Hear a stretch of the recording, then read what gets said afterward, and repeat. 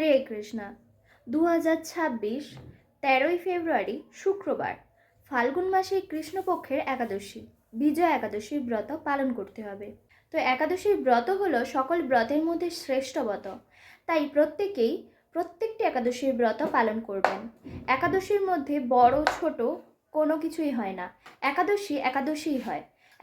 প্রত্যেকটা একাদশীর ব্রত আমাদের সকলেরই পালন করা উচিত।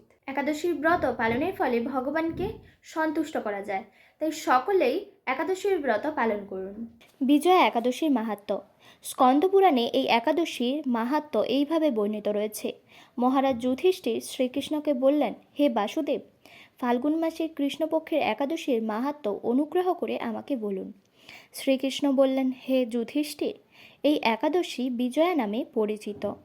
এই একাদশীর সম্পর্কে একসময় দেবশ্রী নারদ স্বয়ম্ভু ব্রহ্মাকে জিজ্ঞাসা করেছিলেন। তিনি এই প্রসঙ্গে যা বলেছিলেন তা আমি এখন তোমাকে বলছি। এই পবিত্র পাপ বিনাশকারী ব্রত মানুষকে জয়দান করে বলে বিজয়া নামে প্রসিদ্ধ। পুরাকালে শ্রী রামচন্দ্র 14 বছরের জন্য বনে গিয়েছিলেন। সীতা ও লক্ষ্মণের সঙ্গে তিনি পঞ্চবটী বনে বাস করতেন। সেই সময় লঙ্কাপতি রাবণ দেবী সীতাকে হরণ করে। সীতার অনুসন্ধানে রামচন্দ্র চতুর্দিক ভ্রমণ করতে থাকেন। তখন মৃতপ্রায় জটায়ুর সাথে তার সাক্ষাৎ হয়। জটায়ু রাবণের সীতাহরণের সমস্ত বৃত্তান্ত রামচন্দ্রকে জানিয়ে মৃত্যুবরণ করে। এরপর সীতা উদ্ধারের জন্য বানররাজ সুগ্রীবের সাথে তিনি বন্ধুত্ব স্থাপন করেন। ভগবান রামচন্দ্রের কৃপায় হনুমান লঙ্কায় গমন করেন। সেখানে অশোকবনে সীতা দেবীকে দর্শন করে শ্রীরাম প্রদত্ত অঙ্গুরীয় তাকে অর্পণ করেন। ফিরে এসে শ্রী রামচন্দ্রের কাছে লঙ্কার সমস্ত ঘটনার কথা ব্যক্ত করেন। হনুমানের কথা শুনে রামচন্দ্র সুগ্রীবের পরামর্শে সমুদ্র তীরে যান।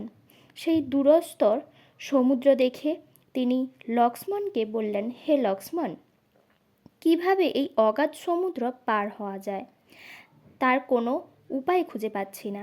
উত্তরে লক্ষ্মণ বললেন, হে পুরুষোত্তম, সর্বজ্ঞাতা আদিদেব আপনি, আপনাকে আমি কি উপদেশ দেব? তবে বকদালভ্য নামে এক মুনি এই দ্বীপে বাস করেন। এখান থেকে 4 মাইল দূরে তার আশ্রম।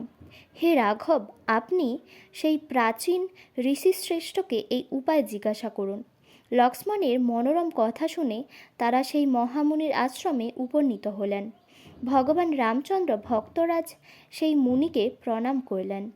মুনিবর রামচন্দ্রকে পুরাণ পুরুষ বলে জানতে পারলেন। আনন্দ ভরে জিজ্ঞাসা করলেন, হে রামচন্দ্র, কী কারণে আপনি আমার কাছে এসেছেন তা কৃপা করে বলুন।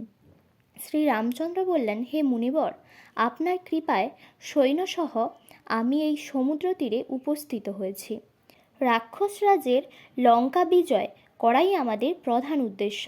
যাতে এই ভয়ঙ্কর সমুদ্র উত্তীর্ণ হতে পারি তার উপায় জানবার জন্য আমরা আপনার কৃপা প্রার্থনা করি। মুনিবর প্রসন্ন চিত্রে পদ্মলোচন ভগবান শ্রী রামচন্দ্রকে বললেন, হে রাম, আপনার অভীষ্ট সিদ্ধির জন্য যে শ্রেষ্ঠ ব্রত করণীয় আমি তা বলছি। ফাল্গুন মাসের কৃষ্ণপক্ষের বিজয়া নামক একাদশীর ব্রত পালনে আপনি নিশ্চয় সৈন্যসহ সমুদ্র পার হতে পারবেন। এই ব্রতের বিধি শ্রবণ করুন। বিজয় লাভের জন্য দশমীর দিন সোনা, রূপা, তামা অথবা মাটির কলস সংগ্রহ করে তাতে জল ও আম পাতা দিয়ে সুগন্ধি চন্দনে সাজিয়ে তার ওপর সোনার নারায়ণ মূর্তি স্থাপন করবেন। একাদশীর দিন যথাবিধি প্রাতঃস্নান করে কলসের গলায় মালা চন্দন পরিয়ে উপযুক্ত স্থানে নারকেল ও গুবাক দিয়ে পূজা করবেন। এরপর গন্ধ, পুষ্প, তুলসী, ধূপ, দীপ, নৈবেদ্য ইত্যাদি দিয়ে পরম ভক্তি সহকারে নারায়ণের পূজা করে হরিকথা কীর্তনে সমস্ত দিন যাপন করবেন। রাত্রি জাগরণ করে অখণ্ড ঘি প্রদীপ প্রজ্বলিত রাখবেন। দ্বাদশীর দিন সূর্যোদয়ের পর সেই কলস বিসর্জনের জন্য কোনো নদী, সরোবর বা জলাশয়ের গায়ে গিয়ে বিধি অনুসারে পূজা নিবেদনের পরে তা বিসর্জন করবেন। তারপর এই মূর্তি দেবজ্ঞ ব্রাহ্মণকে দান করবেন। এই ব্রত প্রভাবে নিশ্চয়ই আপনার বিজয় লাভ হবে। ব্রহ্মা বললেন, হে নারদ, ঋষির কথা মতো ব্রত অনুষ্ঠানের ফলে তিনি বিজয়ী হয়েছিলেন। সীতা প্রাপ্তি, লঙ্কা জয়, রাবণ বধের মাধ্যমে শ্রীরামচন্দ্র অতুল কীর্তি লাভ করেছিলেন। তাই যথাবিধি যে মানুষ এই ব্রত পালন করবেন তাদের এই জগতে জয়লাভ এবং পরজগতের অক্ষয় সুখ সুনিশ্চিত হবে। হে যুধিষ্ঠির, এই কারণে এই বিজয়া একাদশী ব্রত পালন অবশ্য কর্তব্য। এই ব্রত কথা শ্রবণ কীর্তন বাজপেয় যজ্ঞের ফল লাভ হয়।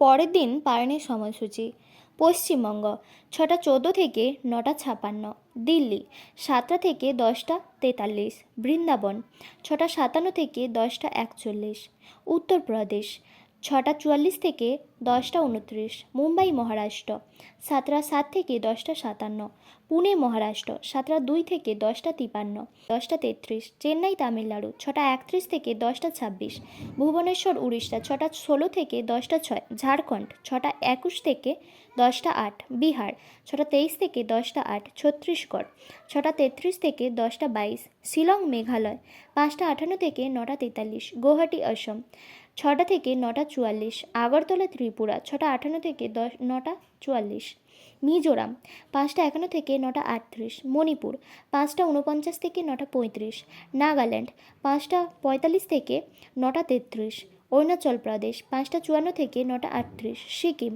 6টা 14 থেকে 9টা 58, হিমাচল প্রদেশ 7টা 4 থেকে 10টা 45, পাঞ্জাব 7টা 10 থেকে 10টা 51, হরিয়ানা 7টা 4 থেকে 10টা 47, রাজস্থান 7টা 11 থেকে 10টা 56, গুজরাট 7টা 16 থেকে 11টা 3, মধ্যপ্রদেশ 6টা 49 থেকে 10টা 36, হায়দ্রাবাদ তেলেঙ্গানা 6টা 43 থেকে 10টা 34, বিশাখাপত্তনম অন্ধ্রপ্রদেশ 6টা 27 থেকে 10টা 25, মালদ্বীপ 6টা 20 থেকে 10টা 20, মায়ানমার 6টা 35 থেকে 10টা 24, পাকিস্তান 6টা 53 থেকে 10টা 32, মালয়েশিয়া 7টা 26 থেকে 11টা 27, সিঙ্গাপুর 7টা 16 থেকে 11টা 18।